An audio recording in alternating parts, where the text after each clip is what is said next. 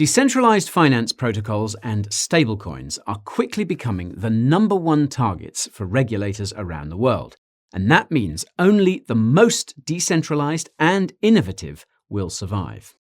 Aave has been raising the bar for decentralization and innovation since it began, and now it's looking to raise the bar even higher with its decentralized social media protocol and its upcoming stablecoin.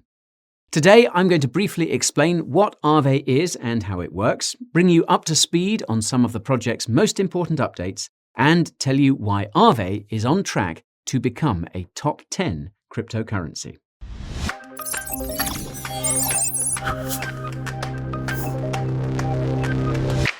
Before we talk about this crypto ghost, there's a disclaimer I need to post. If I gave you any financial advice, I would be toast. Education and entertainment are the only skills I boast. Please contact a financial advisor if your portfolio is looking gross. If this is your first time sitting in the crowd, my name is Guy and this is CryptoGround. My mission is to create the highest quality crypto content that can be found. Coins, tokens, news, reviews, and other topics that are profound. So, if you plan on sticking around, subscribe to the channel and give that notification bell a pound. Okay, that's it for my vows. Let's see what Aave has been up to and why it's about to become even more renowned. If you're unfamiliar with Aave, here's what you need to know. Aave is a decentralized finance protocol that was founded in 2017 by Stani Kolechov. Back then, the project was known as ETHLend, and it rebranded to Aave in 2018. Aave was built by a software company based here in London called Aave Limited, where Stani currently serves as CEO. In contrast to most crypto projects, Aave's development is not coordinated by a non-profit, and this is basically because Aave is community-driven rather than company-driven. Aave raised over $16 million in a 2017 ICO and has since raised an additional $33 million across various funding rounds from various crypto VCs. The Aave protocol that exists today was released in early 2020 and it has seen numerous improvements since that time, namely the Aave v2 release at the end of 2020 and the Aave v3 release earlier this year. More about that later. Now, although Aave initially launched on Ethereum, the protocol has since expanded to half a dozen other blockchains, including Avalanche, the Polygon POS chain, Ethereum Layer 2's Arbitrum and Optimism, Phantom, and Harmony. It should come as no surprise then that Aave is currently the second largest DeFi protocol by total value locked, according to DeFi Llama, and continues to see around 10,000 monthly users, according to DappRadar. This is despite the crypto bear market, mind you. Aave's popularity boils down to the power of its protocol, which lets you borrow and lend cryptocurrency without KYC or a credit score, and without a time limit on loans or deposits. If you're wondering how this is possible, the answer is basic economics, user incentives, and over-collateralization. To borrow cryptocurrency on Aave, you need to deposit a dollar amount of crypto that's worth more than the dollar amount of crypto you're trying to borrow. This is called an over-collateralized loan. The interest rate you pay on the crypto you borrow is determined by the supply of and demand for the token you're borrowing in the protocol, with a lower supply of and/or higher demand for the token corresponding to a higher interest rate. A higher interest rate incentivizes borrowers to borrow less of that token and incentivizes lenders to deposit more of that token into the protocol. Naturally, the interest being paid on borrowed tokens goes to the lenders of those tokens, and on Aave, borrowers can even opt to pay a higher stable interest rate.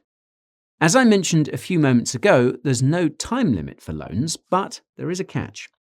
Borrowers must always make sure that the dollar value of the crypto they used as collateral is worth more than the dollar value of the crypto they borrowed, plus the interest they owe on the crypto they borrowed. If borrowers fail to maintain sufficient collateral, either because the dollar value of the collateral falls or because the interest rate on that collateral increased too much, then the crypto they used as collateral is liquidated, i.e. sold to ensure the protocol remains solvent. To ensure that lenders can always withdraw, any tokens they deposit into Aave are put into pools, the assumption being that the lenders will not withdraw all their crypto at the same time and remain incentivized by interest rates to ensure the protocol has enough tokens to meet borrower demand. To ensure that the protocol always remains solvent regardless of market volatility, holders of the Aave token can stake it in the protocol to earn a percentage of protocol fees. In exchange, the Aave tokens being staked are liquidated in the event of a shortfall. Aave staking rewards are currently 7% per year. Now, besides being used to secure the Aave protocol, the Aave token is also used to govern the Aave protocol, which is about as decentralized as DeFi protocols can get. Case in point, Aave has also hosted a version of its front end on the Interplanetary File System, or IPFS, meaning it cannot be censored. Now, this really only scratches the surface of all the things Aave can do, and if you want to learn more about that, you can check out our previous video about the project using, of course, the link in the description. Now, it's been exactly 6 months since I last covered Aave, and it's safe to say that a lot has happened since then. In February, Aave passed its first cross-chain governance proposal, with Aave holders voting for changes to the Aave protocol on Polygon using the Aave protocol on Ethereum. The Aave team celebrated this as a huge step for crypto governance, and I reckon that's an understatement. Aave also introduced its decentralized social media protocol, dubbed Lens Protocol, which makes it possible for users to own their content on-chain and interact with their contacts using multiple front ends, each with its own aesthetic and content moderation policy, if any. According to Crunchbase, Aave even saw another funding round in February, though I couldn't find any details about how much was raised, nor who all the investors were. If you happen to know, drop a comment down below. In March, the Aave community approved the launch of Aave v3 on half a dozen blockchains.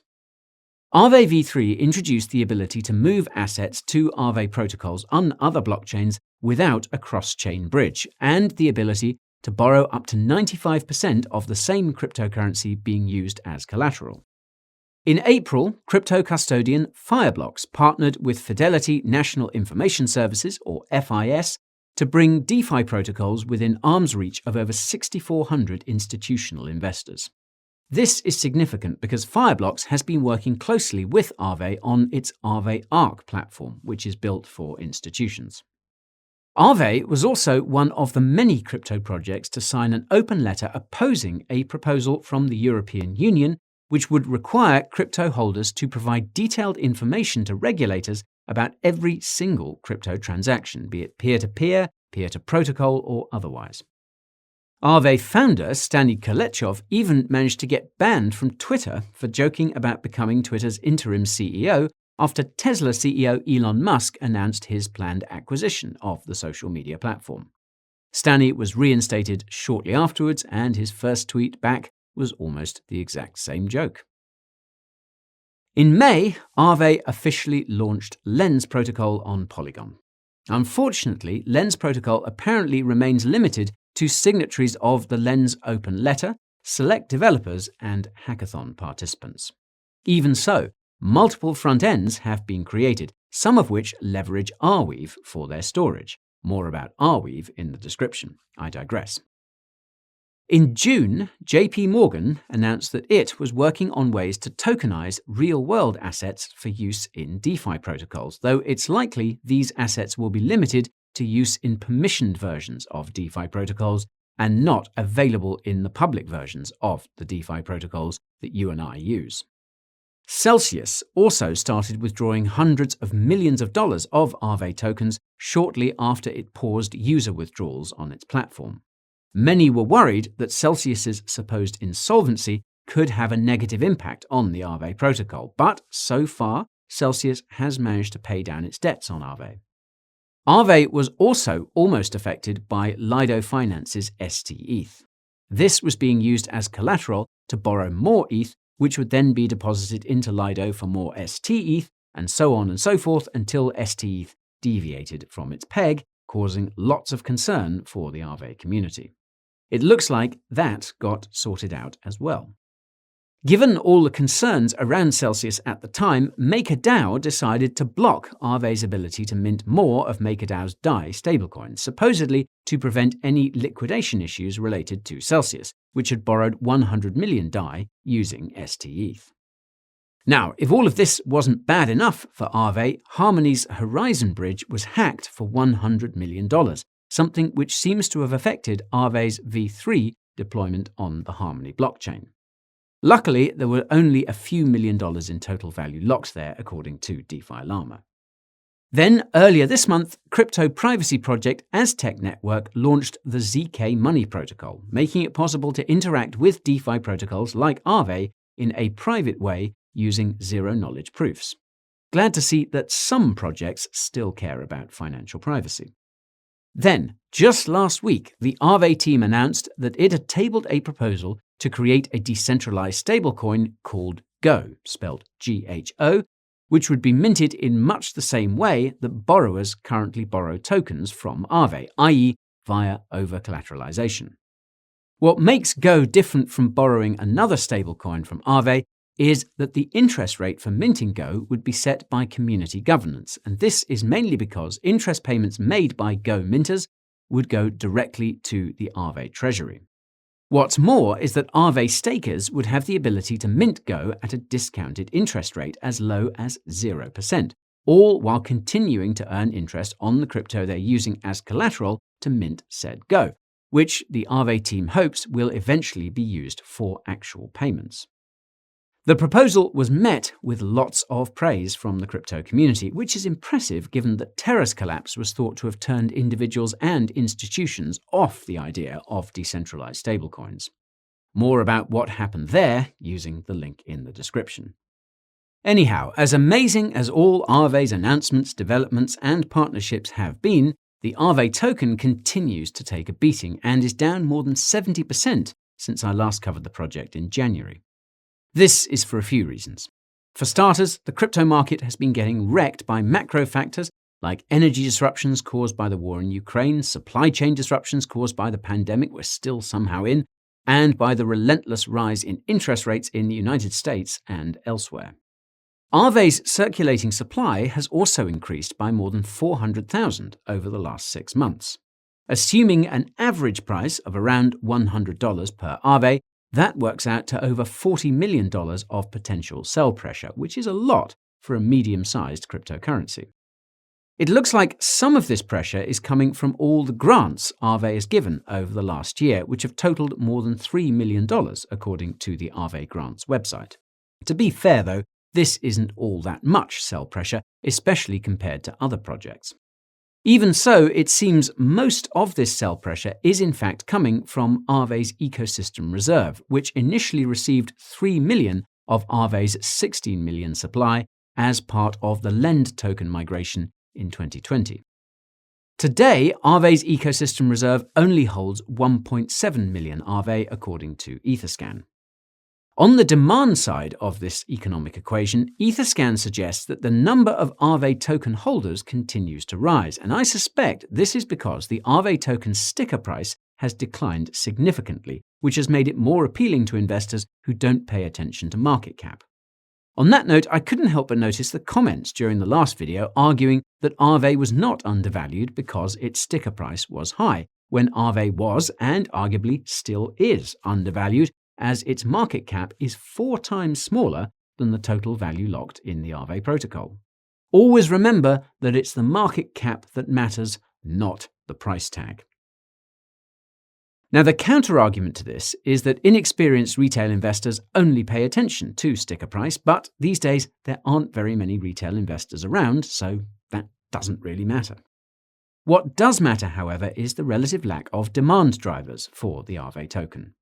The Aave token's utility is currently limited to governance and staking, which offers an admittedly attractive reward relative to alternatives, albeit with slightly higher risks. The silver lining is that most of Aave's supply is in circulation, meaning there isn't much sell pressure left, and this seems to be the rationale behind allocating the interest rates from the Go stablecoin to the Aave treasury. It reduces the sell pressure for the Aave token and ensures the protocol's longevity. The introduction of the Go stablecoin should also increase the demand for Aave, since it will make it possible for Aave stakers to mint Go at near zero interest rates. The caveat is that an increase in staked Aave could dilute the overall staking reward, which could weaken Aave's second demand driver.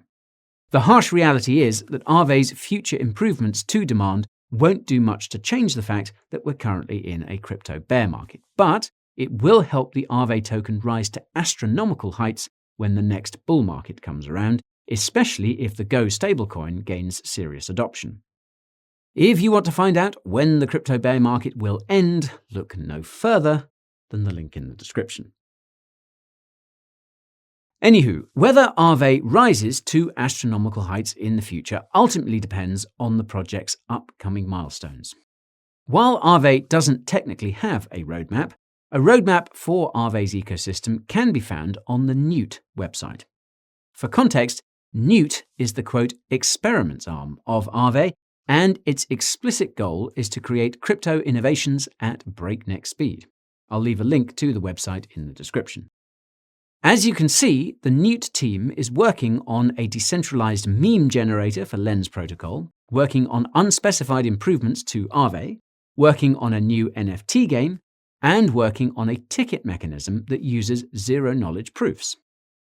Now, it looks like they're a bit behind, as these were all due for Q2.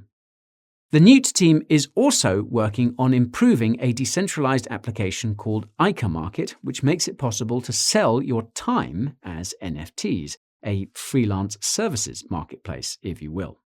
Interestingly, Aave Market is operated by the same Cayman Islands company that runs the Aave website.